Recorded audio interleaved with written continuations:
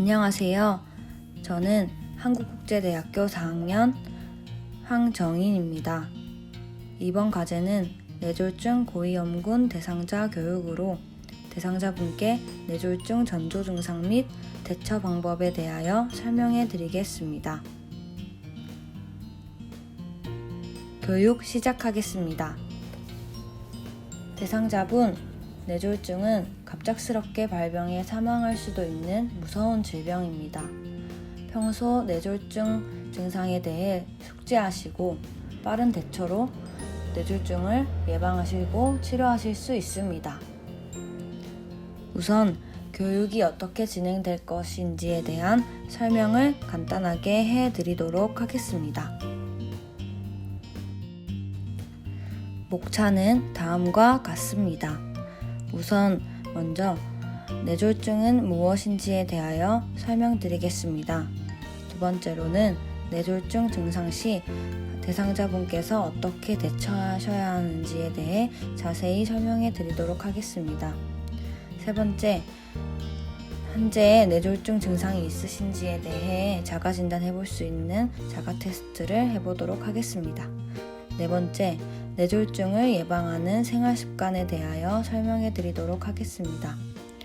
저의 교육을 통하여서 대상자분이 뇌졸중 증상에 대하여 숙지하시고 빠르게 대처하여 뇌졸중을 치료하실 수 있도록 도와드리겠습니다. 그렇다면 뇌졸중은 무엇인가요? 뇌졸중이란 뇌에 혈관이 막히거나 터져서 그 부분에 뇌가 손상되는 질환입니다. 대부분 혈전이라고 하는 응고된 혈액 덩어리가 뇌에 산소와 영양분을 공급하는 혈관을 막아서 발생하는 질환입니다. 혈전은 심장 질환이 있을 때 심장 안에서 만들어져서 이동하여 뇌 동맥을 막을 수도 있고, 동맥경화증이 있을 때 동맥벽에 혈전이 생겨 혈관을 막을 수도 있는 위험한 것입니다. 이렇게 뇌에 혈류 공급이 중단되면 빠른 시간 내에 뇌세포는 죽게 되고 돌이킬 수 없는 결과를 초래합니다. 뇌졸중은 이전부터 중풍이라고도 불렸습니다. 하지만 한의학적 용어인 중풍은 뇌졸중으로 분류할 수 없는 질환까지 포함하여 사용되어 왔고 정확하지 않은 명칭이라고 합니다. 뇌졸중은 증상 발현 시 매우 응급 상황인 질환이기 때문에 곧바로 병원으로 가는 것이 가장 중요한 원칙입니다. 그렇다면 뇌졸중의 전조 증상은 무엇인가요? 뇌졸중의 증상으로는 다음과 같습니다. 뇌졸중 증상으로는 몸의 한쪽이 잘 움직여지지 않고 힘이 빠지는 편마비 현상이 일어납니다. 또 발음이 부정확해지고 어눌해지는 언어장애와 시야가 흐려지고 사물이 겹쳐 보이는 등의 시야장애가 발생할 수 있고, 멀미를 하듯 어지러우며 다리에 힘이 풀리기도 합니다. 극심한 두통에 시달리는 증상이 나타나기도 합니다. 이렇게 갑자기 발생한 뇌졸중 증상들은 일시적으로 호전될 수 있습니다. 하지만 마비가 호전되고 말이 안 나왔던 것이 발음이 좋아지기도 하고 시야장애가 개선되기도 합니다. 하지만 이런 현상은 혈류가 일시적으로 개선되면서 증상이 호전되는 것이지 뇌졸중의 원인이 해결되는 것은 아닙니다. 증상 발생 후 첫 한 달 이내에 뇌졸중 재발 가능성이 아주 높기 때문에 이렇게 호전된 경우라도 가능한 빨리 응급실에 방문하여 치료를 받아야 합니다. 본인이 뇌졸중인지 아닌지 스스로 진단해보는 자가진단 테스트 방법이 있습니다. 먼저 웃음을 지어 보이고 웃는 얼굴이 대칭을 이루고 있는지 거울을 보며 확인해 봅니다. 두 번째, 말을 해서 자신의 발음이 제대로 되는지에 대해 확인해 봅니다. 세 번째, 팔다리 마비를 확인하기 위하여 양 팔을 뻗어 한쪽 팔이 처지는지 처지지 않는지 확인하여 줍니다. 이러한 증상이 같이 발생한다면 뇌졸중 전조 증상으로 얼른 병원에서 검사를 받아보는 것이 추천입니다. 다음은 정말 중요한 뇌졸중 증상이 발현되었을 때 어떻게 대처해야 하는지에 대해 알려드리도록 하겠습니다. 뇌졸중 증상이 발현되었을 때, 뇌졸중이 발생하였을 때 가정에서 할 수 있는 응급처치는 없습니다. 증상 완화를 위하여 우황청심환이나 손을 따고 마사지하는 것으로 시간을 낭비해서는 안 됩니다. 간혹 환자가 구토를 하거나 의식이 없는 경우에는 호흡 유지가 되지 않아서 사례가 들리고 폐렴이 발생하거나 넘어지면서 골절이 발생하여 합병증이 올 수 있습니다.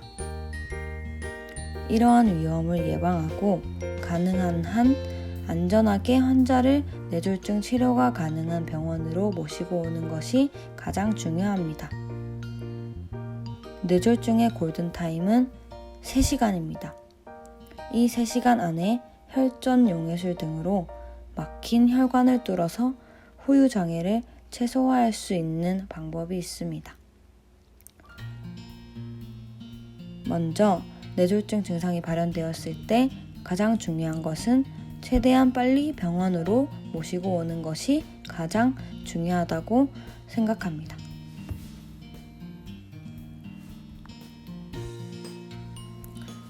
다음은 뇌졸중을 예방하는 생활 습관에 대하여 설명해 드리도록 하겠습니다.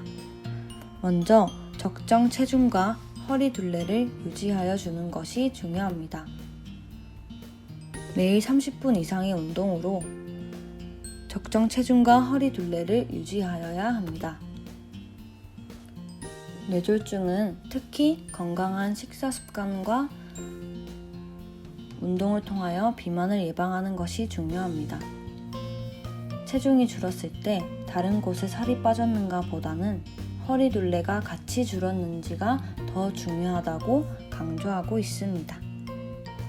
평소 술을 즐기는 사람이라면 한두 잔 정도 마셔서 과음을 피하고 혈관을 수축시키는 담배는 뇌졸중 예방을 위하여 반드시 끊어야 하는 것들 중 하나입니다. 다음은 혈당과 콜레스테롤 관리를 주기적으로 해주는 것이 중요합니다.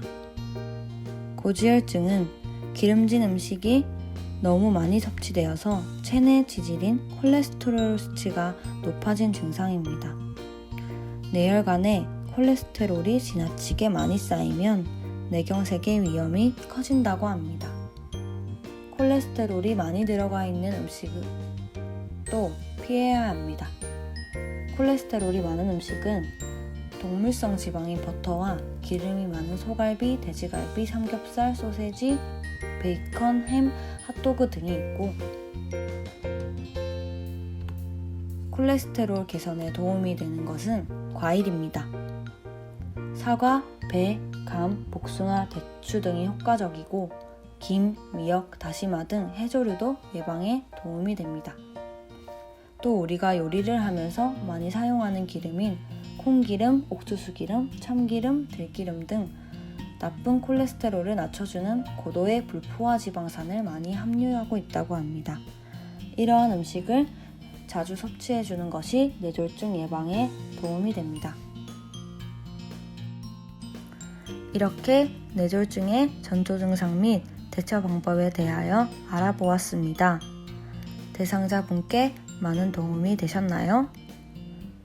이번 교육에서 가장 중요한 부분은 뇌졸중의 증상 발현 시 뇌졸중의 골든타임인 3시간 이내에 치료에 임할 수 있도록 대상자분을 최대한 빨리 응급실로 데리고 오는 것이 가장 중요합니다.